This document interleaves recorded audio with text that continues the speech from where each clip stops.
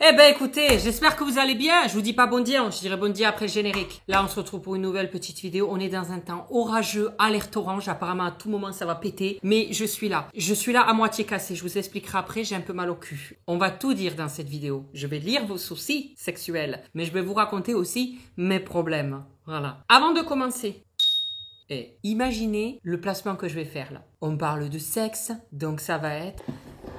Womanizer! Vous adorez ça, mes copines à vulve?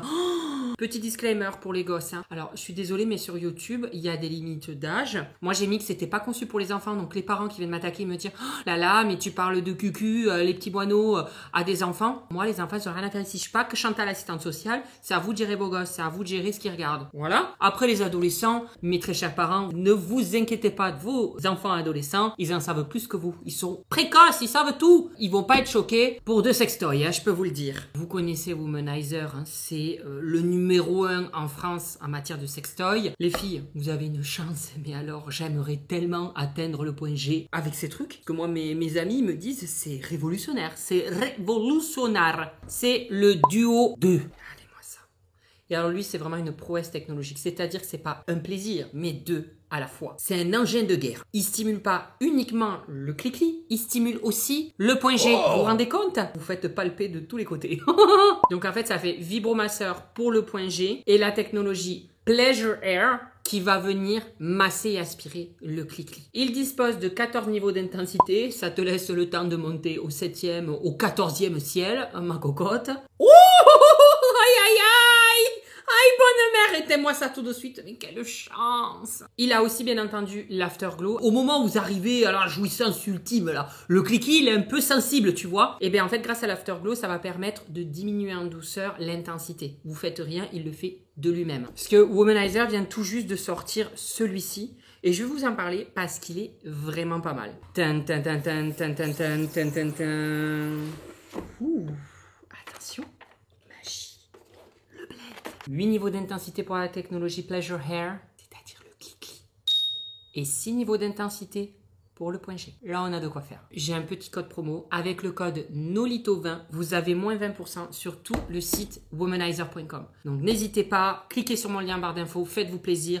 N'attendez pas que quelqu'un vous fasse plaisir. Faites-le vous-même. On s'en fout. Vaut mieux un womanizer dans son lit qu'un connard dans sa vie.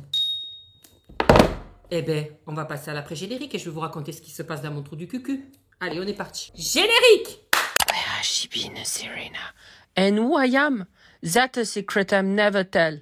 You know you love me. XOXO, no tono. Alors, avant de commencer la vidéo, il fait putain de chaud à l'intérieur. Il fait combien? Il fait quasiment 25 degrés. Mais je suis obligée de mettre ça pour cette vidéo. Parce que nos sexologues, voilà. Bon dia, mes petites gousses d'ail. J'espère que vous allez bien. Ça enregistre, j'ai pas les lentilles. Oui, ça enregistre. Encore heureux.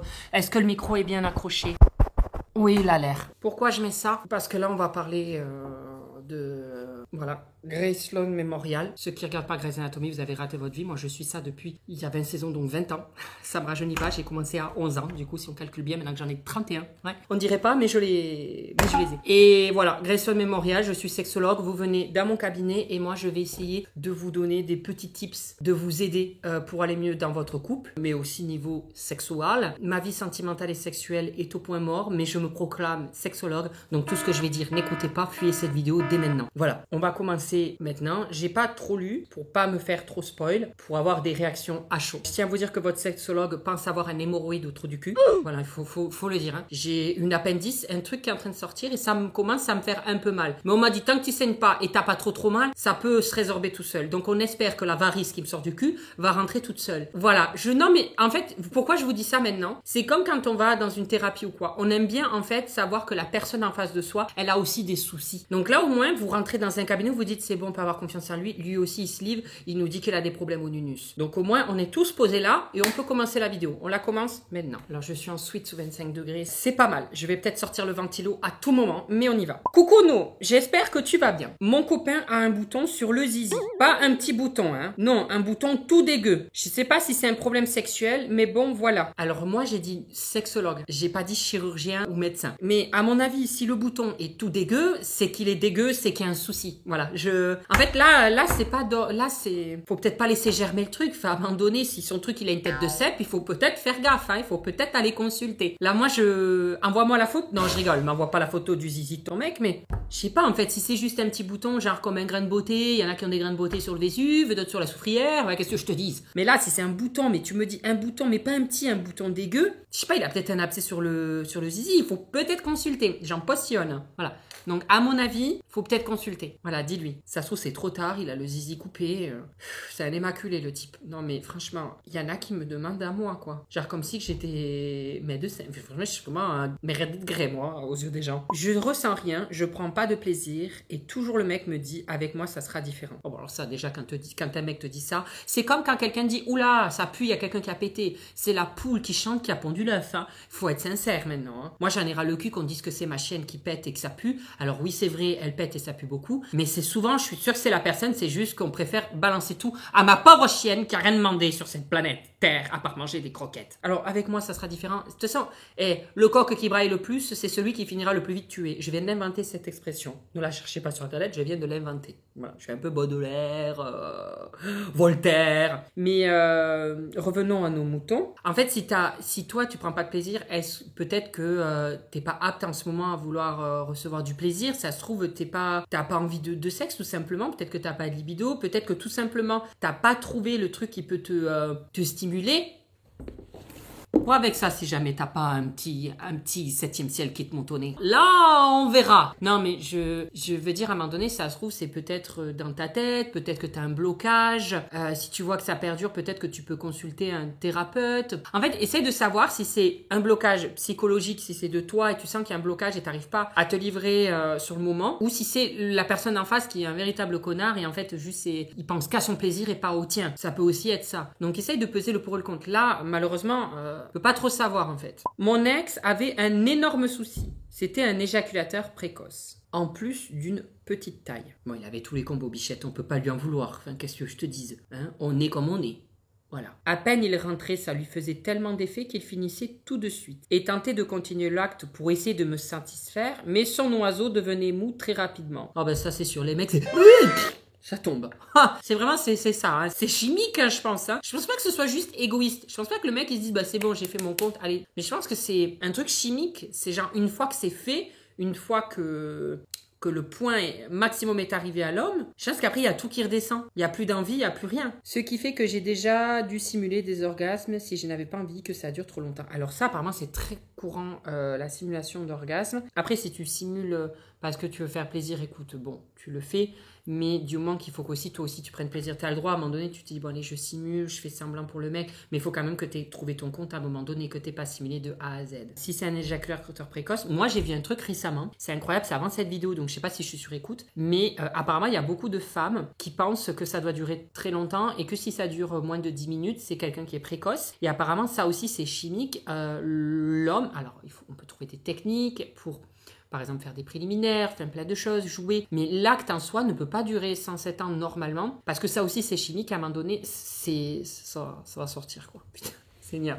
On a dit qu'on parlait, hein? On parle. Donc ça aussi, voilà. Mais après, s'il est précoce et c'est vraiment en quelques secondes, peut-être qu'il faut que vous consultiez un sexologue. Et si là, vous pensez que j'étais vraiment agréée, j'ai aucune qualification, aucun diplôme. Je fais juste semblant. Voilà. Mais je pense que peut-être que lui, il a un stress. Ça se trouve, il est stressé, il est angoissé et du coup, paf, il n'arrive pas à se contrôler. Faut aussi voir ce côté-là. Après, s'il a un petit zizi, mais que tu l'aimes et que t'as pas envie de quitter pour ça, parce qu'il y en a qui peuvent très bien accepter que leur partenaire a un petit zizi, comme une femme qui a peut-être plus de mal à coucher, elle a mal, donc du coup on peut pas forcément y aller, quoi. Enfin, tu vois ce que je veux dire, j'essaye de mesurer mes propos. Je me dis, j'ai toujours peur qu'il y ait quand même des gosses qui continuent. J'ai dit aux parents là, de pas parler la vidéo, mais je suis sûr qu'il y a 2-3 gosses de 8 ans qui sont en train de regarder. Regardez pas ça! D'accord? Non, mais je veux dire, voilà. Donc, il y a plein de possibilités autrement. C'est-à-dire qu'il y a des jouets, comme je vous ai montré, des jouets pour couple. Vous avez les easy ceintures, vous avez plein de choses. Si jamais vraiment tu l'aimes et que tu te dis que vous pouvez trouver des solutions, il y en a toujours. Franchement, le monde est vaste. Les objets, les techniques sont vastes. Ne t'inquiète pas, ma chérie, tu trouveras toujours une solution. Mais par contre, je pense que le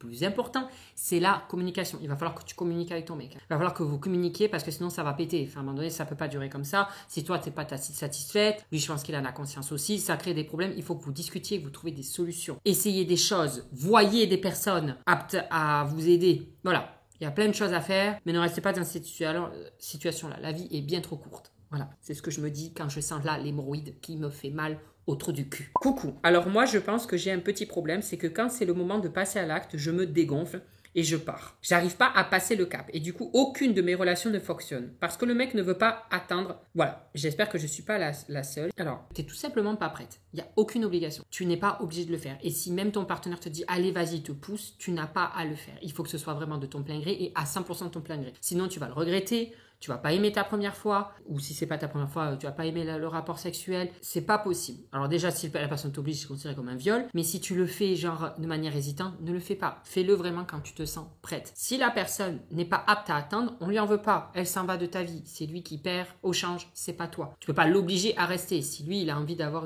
des relations sexuelles et que toi non, il y a un souci de concordance entre vous deux, c'est ni lui le fautif ni toi, du moins qu'il t'oblige pas, sinon là c'est lui le fautif, mais il a le droit de se dire, moi j'ai envie d'avoir des relations sexuelles, elle veut pas avec moi, tant pis, je trouverai quelqu'un d'autre. S'il t'aime plus que juste des rapports sexuels, il aura la patience, tu vois, il n'y a pas à se forcer ou quoi, parce que là sinon tu te perds pour faire plaisir à l'autre, et il ne faut jamais se perdre, c'est le plus important.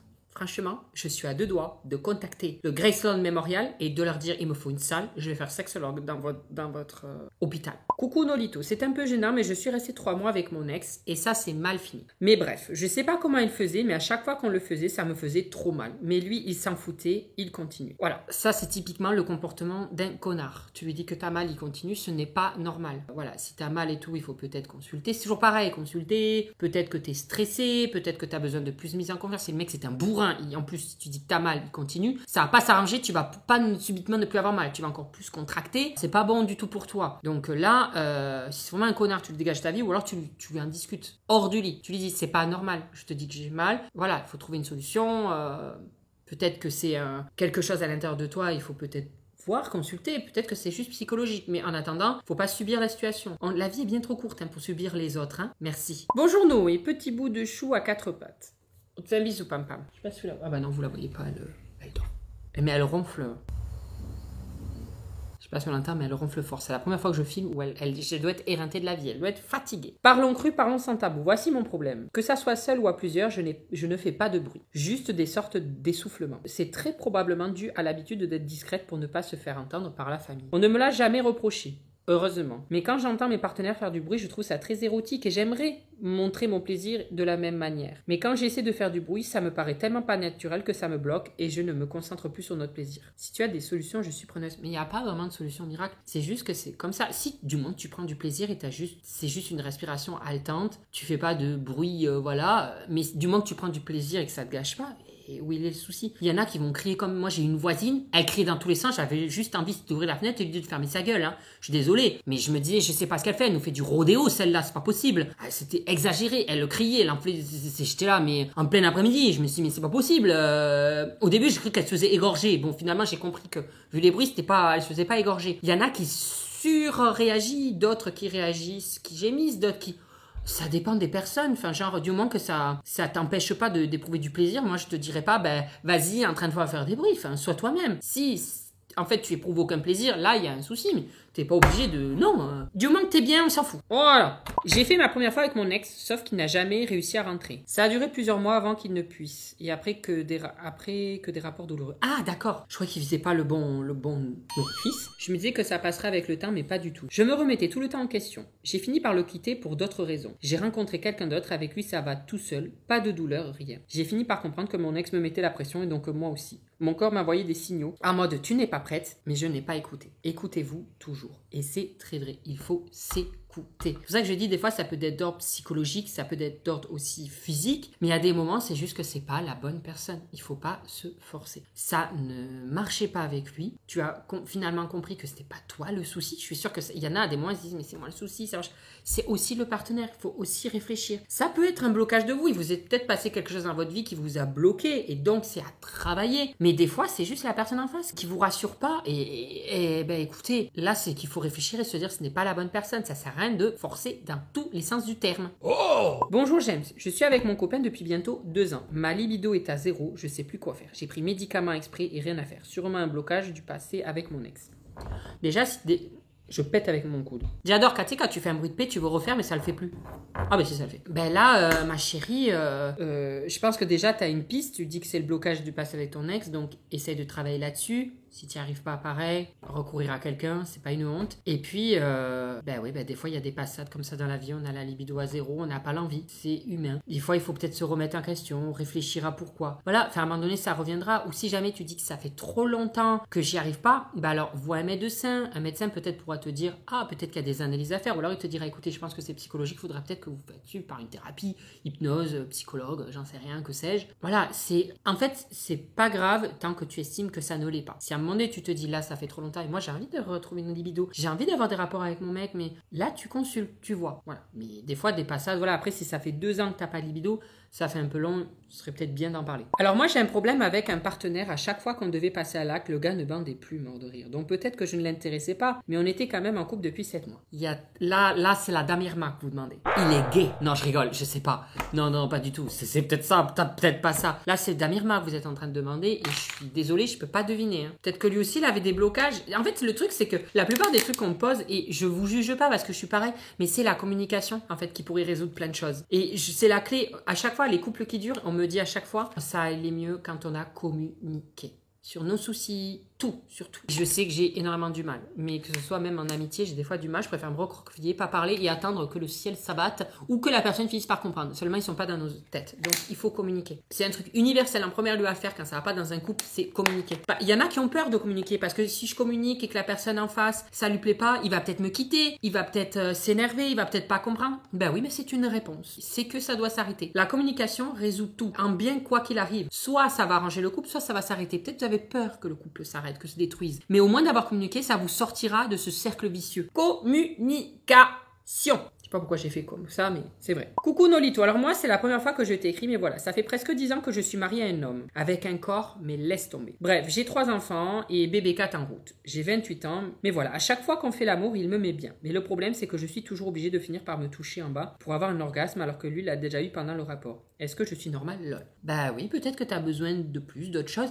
Pourquoi tu lui proposes pas? J'ai l'impression que je vais vous montrer 10 fois la même chose, mais essayez des objets, des petits trucs pour pimenter le couple. Peut-être qu'avec ça, il pourrait le faire lui-même. T'es pas obligé, tu peux te toucher toute seule. Mais tu peux aussi lui dire, écoute, moi j'ai envie d'un petit plus après. Ça te dirait d'utiliser un produit. Essayez. Enfin, genre, on est beaucoup plus ouvert qu'avant. On a beaucoup plus de choix. On essaye. Tu lui demandes. Et s'il te dit non, tu dis, c'est dommage. Enfin, genre, c'est discuter. Je vois pas pourquoi il te dirait non. Ça va, t'es pas en train de lui demander de faire un truc BDSM. Encore que si ça vous intéresse, chacun fait ce qu'il veut. Hein. Je suis pas en train de juger ceux qui font du BDSM. Mais genre, pimenter, on essaye. Il faut oser, il faut parler. Allez-y. Communication. Je pense que vous allez en rêver de ce mot cette nuit. Je prends plus vraiment de plaisir avec mon copain ni avec un joujou. On n'aime pas les mêmes positions et du coup on ne trouve plus notre compte. En plus de ne plus avoir la chambre pour faire des bêtises étant donné que bébé est en cododo. Du coup on fait plus grand chose mais j'ai peur que ça lui manque. Que ça lui manque, ça on s'en bat les couilles de lui. Je suis désolée, c'est à toi que tu dois penser. Lui, il doit s'exprimer. Si ça lui manque, il te le dira. Tu le devines pas. Tu te rends compte qu'il y a des divergences. Il faut que vous discutiez, vous essayez de trouver des terrains d'entente. Encore une fois, des jouets, d'autres positions. C'est tout con. Regardez sur le livre du Kama Sutra sur Internet. Il y a des trucs gratuits de position. On pourrait essayer ça. On pourrait essayer ceci. Allez, on essaye. On pimente le couple. On trouve des trucs. On trouve des trucs pour essayer. Si vous êtes vraiment plus sur la même longueur d'onde, là, vous poserez d'autres questions. Est-ce que votre couple bat de l'aile? Est-ce que vous... Après, tu me dis que tu viens d'avoir un enfant, donc j'ai pas l'impression que votre couple...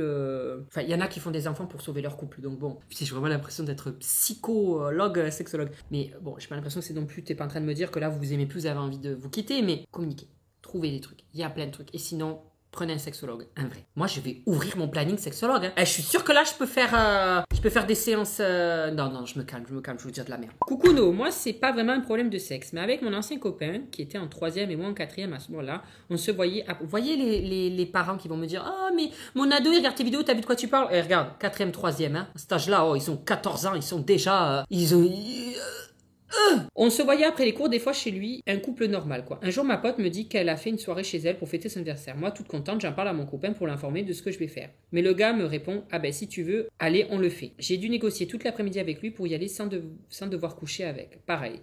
Un autre jour, j'étais chez lui, il me parlait pour qu'on le fasse. Mais je ne voulais pas, je me sentais pas prête. Et puis même, ça faisait même pas un mois qu'on était ensemble. C'est pas qu'il m'a fait la gueule toute l'après-midi à regarder du porno pour me faire changer d'avis parce que je lui avais dit non. La fin de l'histoire, c'est qu'il m'a quitté une semaine après. Eh ben bon vent. Après là, bon, les gens, alors, heureusement qu'il n'était pas forcé, qu'il n'était pas poussé à l'acte, mais qu'il ait fait la gueule et tout ça, c'est un comportement. Je pense qu'il a les hormones qui lui travaillent. Et là, il avait vraiment envie. Pas toi le souci, il t'a quitté, tant pis pour lui, qu'il aille trouver quelqu'un d'autre qui aura envie là. Toi, t'étais pas prête, c'est pas grave. Enfin voilà, tu vas pas te forcer. Le prochain, s'il veut et que tu veux toujours pas, ben c'est pas grave, t'es pas prête. Tu seras prête au moment où quelqu'un te mettra en confiance, que toi tu seras en confiance, qu'il y aura toutes les planètes alignées. Donc, c'est pas grave. Et que lui, bon, culpabilise pas, aucune culpabilité à avoir. Et lui, je pense que c'est ses hormones qui jouaient. Du moins, qui t'est pas forcé non plus. Rien de grave. Voilà. Être bi et être amoureux d'un hétéro. T'es bi, putain, tu peux choisir un. Je sais pas si vous. Attendez. Parce que je crois que les pansexuels, c'est l'âme. Que ce soit un homme ou une femme, ils aiment l'âme, la personne. Bi, c'est qu'on peut aimer une fille et un garçon. Et meuf, aime que les filles. C'est plus simple, non? On est d'accord, c'est plus simple. Si t'as le choix, là. Moi, j'ai pas le choix, j'aime les hommes, point barre. Toi, t'as le choix, merde. Parce que les mecs. Si je pouvais, je m'en dispenserais. Bonjour Nolito. Alors en fait, moi, mon problème, c'est que dès que je vais passer à l'acte, j'ai une panne. Ça m'arrive assez régulièrement. De ce fait, ma copine m'a quitté. De plus, quand je n'ai pas de panne, je suis nulle, pas performant. Ce sont des phrases que mes partenaires m'ont dit. Alors j'espère que ces personnes qui t'ont parlé te l'ont dit gentiment, pour ton bien. Après, je pense que si tu es en confiance avec quelqu'un, tu t'en discutes, toujours pareil. Et tu peux... Il n'y a plus de batterie là? Ah putain! Attendez, je coupe. Elle a plus de batterie, la connasse, je vais chercher une autre batterie. Oui, j'ai espoir que la personne, que tes partenaires te l'aient dit gentiment et tout. Après, voilà, je pense que si t'es en confiance, t'es avec une personne qui t'aime, si tu choisis la bonne personne, la personne qui t'aime, elle t'apprendra des choses, elle te dira, je pense que c'est mieux comme ça. Vous travaillez ensemble, c'est un peu comme un travail, c'est un jeu, c'est... Voilà, ça s'apprend. Et si tu as des pannes, peut-être que c'est le stress. Tu dis que tu n'es pas performant et que tu as des pannes. Je pense qu'il y a beaucoup de stress et d'anxiété là. Il y a ça à travailler. Prends confiance, c'est rien, voilà. Et je pense que quand tu auras la bonne personne, tu arriveras, ça coulera de source. Ok. C'est bien, on a des hommes aussi qui nous me parlent. Ça fait plaisir, ils se réveillent. Salut nous, alors je t'explique. Parfois, je me fais des scénarios entre moi et mon frère. Il a 20 ans et moi 16. Rien de sexuel, juste des bisous très langoureux. C'est très bizarre et de plus, il est en couple et moi aussi. Je vais pas te juger. Parce que je pense que si tu m'as écrit ça, c'est pas du tout pour être jugé. Alors, je vais pas dire, c'est crade. En fait, je me rends compte d'être autant suivie par la psy et de rencontrer autant de personnes qui ont des traumas qu'en fait, on est sur une planète avec que des gens qui ont des traumas. Il n'y a pas de personnes mauvaises, il n'y a pas de personnes... Enfin, c'est des personnes qui ont des traumas et après, ils évoluent avec leurs traumas dans n'importe quel sens. Donc, je suis pas en train de te dire que tu es complètement taré, pas du tout. Mais je pense que si tu as ces idées-là et qu'elles sont un peu trop prononcées, il faut peut-être que tu en parles à quelqu'un dans le métier, dans le cœur du métier. Voilà, pour peut-être lui en parler, lui dire je comprends pas et peut-être que moi la personne te rassurera, t'expliquera pourquoi et voilà. C'est peut-être lié à un trauma sous-jacent. Là, j'ai pas envie de te dire c'est pas normal, t'es taré. Enfin franchement, imagine, on a tellement tous de traumas. Si on commence à être jugé sur tous nos traumas, je dis c'est pas quelque chose de sain en tout cas. Donc c'est pas quelque chose de sain, me semble-t-il. Dans la société actuelle dans laquelle on vit, c'est pas vraiment très sain cette histoire. Donc je te conseillerais peut-être d'en parler. Voilà. Après bon, vous n'êtes pas passé à l'acte et je pense que ton frère, voilà, il y a pas eu de truc, mais c'est peut-être pas, voilà, voix. Là, je peux pas dire grand-chose. Je me masturbe en regardant des gays, mais je fais l'amour avec des meufs. Que dois-je faire, Docteur No? Soit t'es bi, et tout simplement les deux te satisfont. Soit tu te caches à toi-même, et tu couches avec des femmes parce que tu n'oses pas t'avouer à toi-même que t'es gay. Ou soit tout simplement, tu te cherches, et laisse-toi te chercher, et tu verras où la vie te mènera. Moi, c'est pour ça des trucs, t'es ça. Laisse voir la vie, où elle va te mener. Du moment que tu fais de mal à personne, si c'est juste faire l'amour avec des filles, et pas jouer avec leur amour, leur cœur, leurs sentiments, vis ta vie, et tu verras où ça te mène. On s'en fout. Pas d'étiquette, on n'est ni un fruit ni un légume. On m'a foutu l'étiquette gay au collège parce que j'étais féminine, alors que je savais même pas moi-même que j'étais gay. Comme les pommes, qu'on met une étiquette, on te fout des étiquettes. On n'est ni des fruits ni des légumes. Vis ta vie, et tu verras bien où ça te mène. Voilà. Donc je suis avec un mec et il insiste pour que j'imite un chien quand on ken. Mais je trouve ça cringe. Et je n'arrive pas à avoir d'orgasme parce qu'il me demande de le faire comme un chien. Je ne sais pas quoi faire. Écoute, on a chacun nos fantasmes, nos lubies, il y a BDSM, il y a plein de choses, des trucs que je découvre, que je suis là, je savais même pas que ça existait ça. Disons là non plus, on ne jugera pas ses penchants sexuels. Juste, si toi ça te convient pas, va falloir que vous en discutiez, va falloir mettre les points sur les i. Si ça lui va, que toi ça te va pas, vous continuez sur votre lancée d'une autre manière, sinon vous vous séparez. Tu vas pas faire le chien, le waf waf si t'as pas du tout envie. On n'est pas là pour se forcer. J'ai remarqué que quand mon copain et moi faisons l'amour, lui comme moi ne gémissons pas. Rien. En fait, juste l'acte et on s'embrasse. La question peut sembler bête, mais est-ce que c'est normal de ne pas gémir quand on fait l'amour? À noter que je n'avais rien fait avant lui. En fait, rien n'est anormal à partir du moment où toi tu le trouves normal sur le moment. Je veux dire, vous gémissez pas. Est-ce que tu éprouves du plaisir? Est-ce que ça vous convient tous les deux? Oui? Eh ben c'est bon. Est-ce que ça ne vous convient pas? Non? Communication. Voir. Innover, trouver des choses, se séparer. Il y a toujours des solutions, malheureusement. Une fois plus importantes que d'autres, c'est certain. En fait, il n'y a pas à se poser la question, est-ce que c'est normal qu'on gémit pas? Si vous, c'est comme ça, est-ce que c'est normal qu'on fait du BDSM? Est-ce que c'est normal qu'on couche qu'une fois par semaine? Est-ce que c'est normal qu'on couche 3 fois par jour? C'est normal si vous le décidez. Personne d'autre n'est censé vous juger. Il y en a qui vous diront, ah, une fois par semaine, mais vous êtes vraiment un couple, c'est nul, moi c'est tous les jours. Ah bon, moi c'est 3 fois par jour. Ah mais c'est trop. Non, mais arrêtez. Voyez-vous où vous voulez aller. Point barre. Je connais un couple qui règle tout par le sexe, c'est-à-dire que si sa copine lui achète un cadeau, il va la remercier avec du sexe. Elle va lui faire son plat préféré, il va la remercier par le sexe. Elle lui en a déjà parlé, mais c'est comme si elle avait rien dit. Parfois, elle refuse de le faire avec lui, elle lui explique qu'elle voudrait qu'il le remercie autrement, mais lui insiste. Et elle sait pas comment faire pour lui faire comprendre autrement. Ben, c'est qu'à un moment donné, là, je pense qu'elle communique, le mec est pas d'accord, il faut lui mettre les points sur les i. Écoute, on va rester là. Je veux pas ça, moi. Je veux d'autres attentions. En fait, le truc, c'est que la personne, tu peux pas la changer en face. Tu peux lui faire comprendre et soit elle essaye de faire des efforts et tout. Mais si la personne est comme ça, il faut arrêter d'insister. On passe à autre chose. On n'a pas le temps. Hein. La vie est bien trop courte. On n'a pas le temps. Donc, on essaye, on communique. Ça fonctionne, on se comprend. Ok, je trouve que t'es pas assez attentionné. Il fait des efforts, tant mieux. Il en fait pas, ça dégage. Ou sinon, si c'est des petits détails, on peut faire abstraction et se dire, bon, il me fait pas cette attention-là, mais il est gentil autrement. Voilà, tout est une question de balance. Là, c'est juste coucher pour remercier. Attends, il a cru que quoi, lui, qu'il avait une bite en or ou quoi? Que genre, lui, c'est le dieu, c'est genre, c'est le Graal, ce cadeau. Je te fais l'amour, c'est le Graal. Non, mais voilà. Voilà. Coucou, c'est pas forcément mon problème premier, mais j'aimerais avoir ton avis sur ça. Mon copain, ce qui l'excite, c'est les poils. Après, il accepte quand je rase, vu que je suis quelqu'un qui préfère n'avoir rien, surtout aux aisselles. Mais des fois, ça me paraît bizarre qu'il soit excité rien que de voir mes jambes pas rasées ou autre. S'il te plaît, dis-moi ce que tu en penses, si tu trouves ça bizarre. Après, niveau sexualité, tout va bien, mais parfois, ce fantasme-là me bloque. Pareil, c'est un fantasme, qu'est-ce que tu veux que je te dise? C'est un fantasme. Soit t'acceptes son fantasme, soit tu lui dis, bah non, moi ça me plaît pas, et lui, il accepte de ne pas voir son fantasme, mais il va être frustré, en fait, c'est ça le souci. Non. En fait, il faut voir si des deux côtés vous arrivez à vous faire des efforts. Genre, est-ce que tu veux lui faire plaisir pour son fantasme? Est-ce que lui aussi, il est obligé de ne pas être obnubilé par son fantasme? Voir si vous arrivez à trouver une longueur d'onde. Sinon, bah, ciao bambino, il ira chercher un Yeti. C'est rien, moi. Salut No, comment faire pour que mon partenaire soit plus curieux au lit? C'est-à-dire qu'il tente des trucs, prenne des initiatives, m'empoigne fermement, etc. Lui, en parler, on a dit quoi? Je le dis pas le mot. On a dit... Merci! Ceux qui l'ont dit à voix haute, qu'ils l'écrivent. Parce que là, je vais rigoler. Mais c'est vrai.